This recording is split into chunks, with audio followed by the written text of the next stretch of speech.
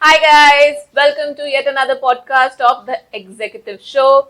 So today in our show we have a very special guest and her name is Saara. She is an anthropologist. I'm not sure if I'm pronouncing this correctly, but yeah, she is an anthropologist and she has come to India with a small tenure and she's been deployed by the Ministry of Education. She is a mother and she's a great soul actually. I personally had her a little more of a, so I can say that she's a very live persona and also she's very fond of India and the culture already. So let's talk about some of the things what she like in India, what she is as a person, and is anything else we can see and be grateful about when we talk about different countries. Okay, so let's keep going. Hi guys, welcome to our show, the Executive Show, and we are yet another having a member today at our hot seat, and her name is Saara, and I guess that I just met her a few days back, and it's always feel like I'm knowing her for years, and that's the persona. She is very lively and bubbly person. So let's get to know more about her, and so Saara, in your own words, how do you describe yourself? Well, the best way how I could answer the question might be just telling what do I like to do in my everyday life. So what I really enjoy is that I do run a lot. So I guess I call myself a runner. I work as an advisor for the Norwegian Polar Institute, and that is closely connected to research in the Arctic, where I would like to see myself in the near future. And also I'm a mother and lifelong learner, I guess. So many hats you don actually. Yes. And so, Sara, I guess you have already been to India earlier also. So how do you find your experience from then and now?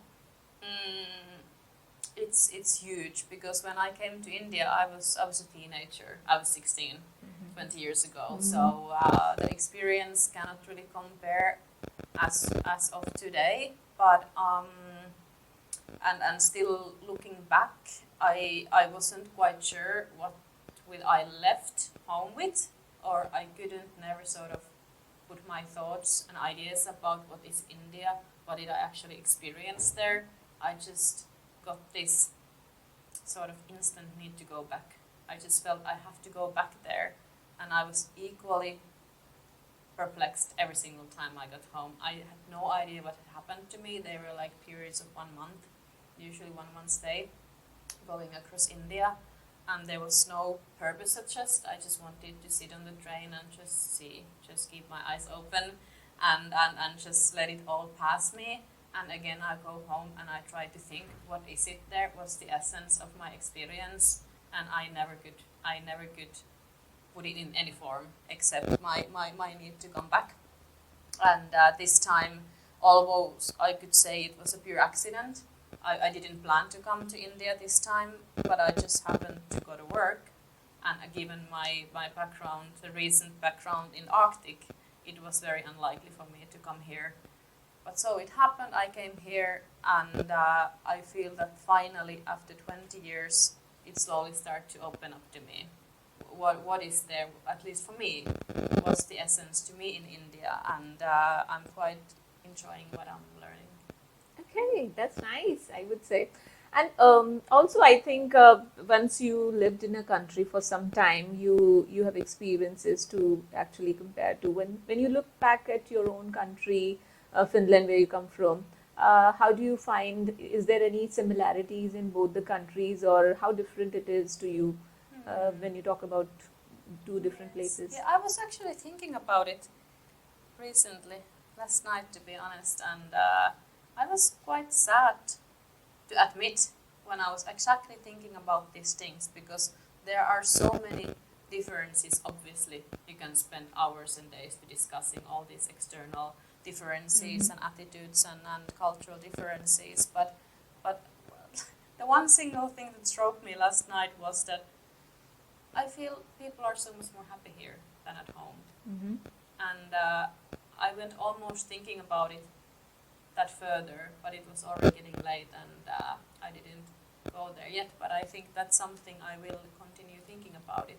But why I feel more sort of sadness and heaviness often, and less here, and so that like yes, so so I guess that's one of the major differences what I see, and it expresses itself purely on larger smiles, louder laughter, and I hear that much more than at home. Yeah. But I'm not yet there to philosophize on what leads to it. But that's the difference right now for me, what I see and how I look. And it's so interesting to note that generally, I mean, if I see as one of the key differences between Western nations and Eastern one, especially India, is there is a big difference in terms of our financial standing. People there are, much more having affluence of money than in India. But still, if somebody who's have been in both the places can draw that eventually it's more happiness here with lesser resources. Yes. I think there is a clear message which we can share with larger people who have not been to the other part of the world, and they always think like there is something else which can give us more happiness, more in terms of the materialistic part of it. So having seen that already, so do you think that there could be some of those reasons that it's actually not something, the happiness is something come from within, and the people that draw towards it rather than the resources you actually possess? Yeah, that's exactly the point. It definitely comes from the people, and my first days here was like I was almost out of breath, and I think the first message I sent to home was like there's so much life in here. I'm so exhausted. I have done nothing, but all these lives makes me so exhausted and tired, but in a good way. Everything is good, but I'm just trying to, and it starts from 6 in the morning, and it lasts like the whole day through. For me, it's just these strong impulses of life, just stream that doesn't seem to take an end, and of course it makes you tired the first days until you just learn to let go and taken by that flow. But also, of course, it's so easy, I understand, when you say about like this material wealth, let's say in Nordic countries, what I have the experience from, it's so easy for people, especially in the time of pictures, videos, facades. You see a beautiful facade, everything is beautiful and it's the right place, good quality, beautiful, expensive, all these things. Of course, it triggers you thinking, this must be some kind of sphere of happiness. Why wouldn't all these beautiful objects and things, beautiful people? But I've seen so much emptiness there.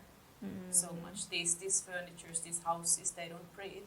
If the people don't live, the house don't breathe. And in India, I feel that, as said, like everything is alive. There is so much life. And then, so in that sense, the focus is not anymore on the things and materiality itself, because you're already filled by people, so there is no time for enjoying so much for the material part other than food and drink.